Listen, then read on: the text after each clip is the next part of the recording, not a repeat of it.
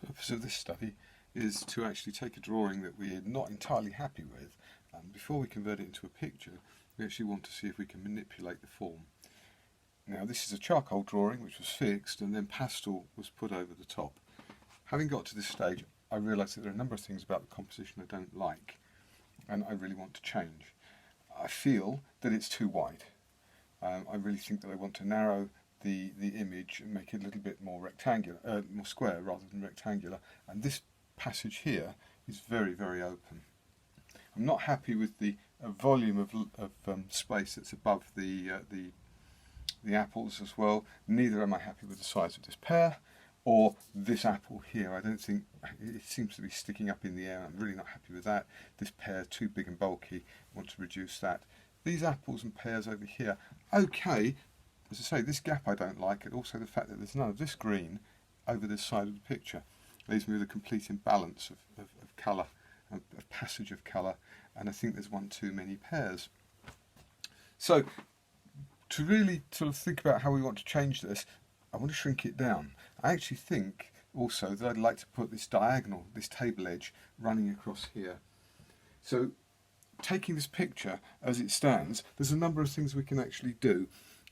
It's been fixed, so there's no surface coming off. I'm going to take some masking tape, and I'm going to put the masking tape down here, and I'm going to say that is now going to be the edge of my picture. So I've redefined the composition already for the picture, and now that gives me a completely new and fresh approach to how I want to actually position it, and it looks a little bit more formed than previously. But I also would like to get rid of a little bit of the top, so I'm going to reduce the size of my image down to perhaps this. Now that starts to make, I think, a more interesting composition. This transition here between the edge of the paper and the pear looks interesting, but I need to move all of this across to close up that gap. That's a relatively straightforward thing to do with the charcoal materials that we've been using. So the pastel can come in here, and we can recreate our pear in here without any particular alarm. We can overwork the colours, get into creating our new shape and our new form.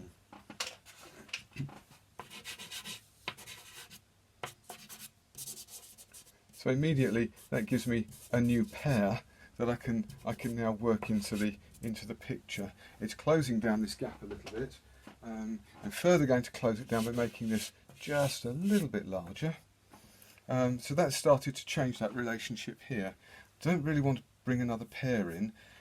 What I was intending to do though was to put the edge of the picture, excuse me, put in the edge of the picture. So I'm going to pick a piece of charcoal and just run myself a line just down here. And what that's then done is it's giving me just here a sense of an edge to the picture. It removes the apple pretty much from the picture, and it gives me now an edge under which I can work some more charcoal colours in and a little bit of depth to the picture. So in here I can just bring in a little bit of dark, and that starts to give me a better composition. So I've just added a little bit of shape here to the pear. I'll bring back in the working lines on that pear just to bring it back in, knock it back just around the corner there, and obviously under here. So yeah, that starts to give me a little bit more of a sense of what I can do with this picture. I'm going to push this dark back in here now. This is pastel rather than charcoal, but you can see that it's starting to change that composition. I'm going to bring in along here a bit more darkness to that edge, and that started to change that picture completely. I can enhance this by adding a little bit more light to the edge of the table, and so that's giving me better sense of light and movement in the picture here. I've lightened up the foreground a little bit here too. Let's come back and redress these apples. This one, again, I need a little bit more of an apple shape to it. It's kind of lost its form a little bit, so I'll tease it out a bit more. This one here, I think I want to keep it, but again, I want to make it a little bit more apple shaped than it previously was and bring it down into this pear, which I think was too large. This apple I'm going to get rid of. This one I want to keep. So again, I'll bring in the dark green over the form there, and then some of the pale green over here, and I'm bringing it back into the pear again because I want to knock back this pear. I'll lighten up a little bit of green in here, a bit more of the green around the top of this apple here, make it a bit more apple shaped, and again the same with this one. Introduce a bit of the green elsewhere just to give a little bit of continuity through the picture. So this is the area that I really want to get to grips with. I'll come back in with the paler yellow and bring out the shape of the pear again, but this time I'm making it a little bit smaller, so a bit of a reduction in its size here to actually help me decide what's going on. It's a little bit better, and yellowy brown in there, more of an ochre yellow coming through there, just a bit of pattern. And this apple here is going to go, I'm going to put pear across the top of that. So immediately there I've started to work back that apple. It's changing the feel and composition. So I need to address this edge here, and by putting some dark into the background I'm going to be able to create a found edge for the outside of this apple and a found edge for the pear. So there we go. That has made that a little bit more interesting. Put a little dip in the top of the apple here. Oh, it's a bit too heart shaped now, but there we go.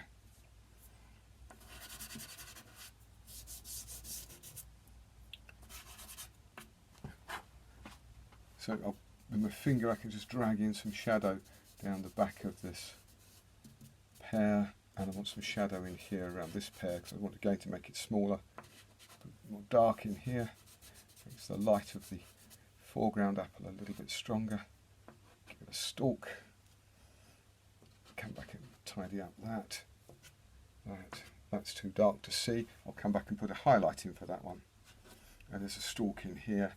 The rotundness here I want to lose, but I'll do that by introducing some more light. Here I'll just work these dark lines around and give myself a little bit more of a shadow form back into the apple just here.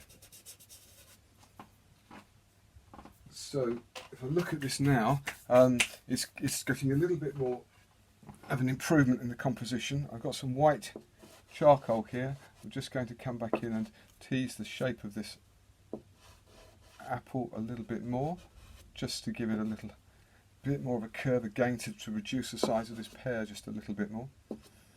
And this apple I'm just going to introduce a little bit more white so we get this sense of the lead into the picture that we talked about previously.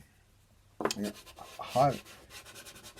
add some highlight to the front of the table. Drop a line down just for a bit of effect, and I've just got this little bit here to complete. Now, if I put too much white in here I'm going to lose the edge of this apple, so I'm going to come back in probably with a little bit of brown and just come back in just so I can retain the sense of the white of the apple in clarity there. And in this area here I need to come back in with some shape. And I'll use this almost Venetian red here because it's a beautiful contrast to the apple. It gives me and the pear as well. I'll bring the line of the pear around here with that Venetian red, which is actually the tone that I've been using in the base of the pears. So there's again a continuity. I do like to try to retain this continuity of colour as we go through the picture. So this Venetian red is appearing in a variety of places, and it gives us just a little bit more of a sense of, and you see how just putting a little bit of Venetian red in here has really warmed that apple. What I might actually do is just put a little bit of Venetian red on the apple itself, just to give us a bit of reflected light from this pear. The same in here, a little bit of reflected light from the pears, just to give a little bit of warmth into the apples and makes the surfaces look a little bit more reflective. And again, that probably should be yellow in here. Let's come back in with a bit of yellow reflected light on that apple there. Yeah, that works quite well, doesn't it? So I tidy up the edge of this pear with the yellow while I've got it in my hand, and this pear here. There. And I mentioned the stalk here. While I've got the yellow, I may as well pick out the apple stalk, so that's giving us a little bit more of a feel of the way that the apples are behaving. Let's pick the stalk up there. So a few little dots of highlight across, go for the pear as well, I suppose, while we're at it. There. I'm quite happy with that. A little bit more yellow in here, a little bit more of a fluid lighting coming through. What you can see, I hope then, is that I took a composition that I was struggling to come to terms with, and I've been able to change it quite dramatically, quite radically, using pastel, already over charcoal, over another layer of pastel. So if I now come back in with my two L-shaped bits of card and put them in here, we can see now that, I hope, that we can see that I've actually created now a much tighter composition that actually now has a lot more interest in it, a lot more perspective. It's got some diagonal lines that are working through here and with the fruit. I've got 3 patches of pear with the yellowy green coming through, which is a nice balanced number. There's this bit of light, strong light coming in here, which is secondary light coming over here. So again, there's a balance of lighting, and there's not such a predominance of green as there was in the earlier picture. So I hope you found that of interest.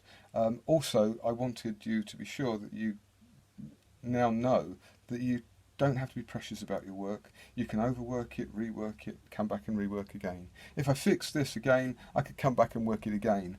You can go on, teasing and playing around with it until you're really quite sure that you've got the composition that you require, and you can then go forward to a painting stage. Thank you.